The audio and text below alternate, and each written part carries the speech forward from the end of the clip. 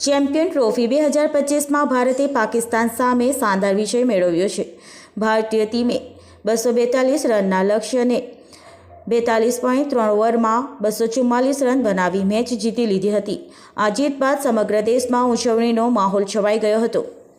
ભરૂચ શહેરમાં પણ ક્રિકેટ પ્રેમીઓએ આ જીતની ભવ્ય ઉજવણી કરી હતી।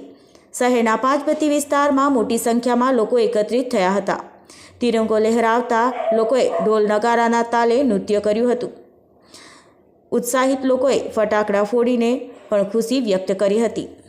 આ ઉજવણીને કારણે પાંચબત્તી વિસ્તારમાં ટ્રાફિક જામની સ્થિતિ સર્જાઈ હતી। સ્થાનિક પોલીસે તુરંત જ સ્થળ પર પહોંચી ટ્રાફિક વ્યવસ્થા સંભાળી લોકોની સુરક્ષા સુનિશ્ચિત કરી હતી। સમગ્ર વાતાવરણમાં જિલ્લામાં દિવાળી જેવો માહોલ જોવા મળ્યો હતો।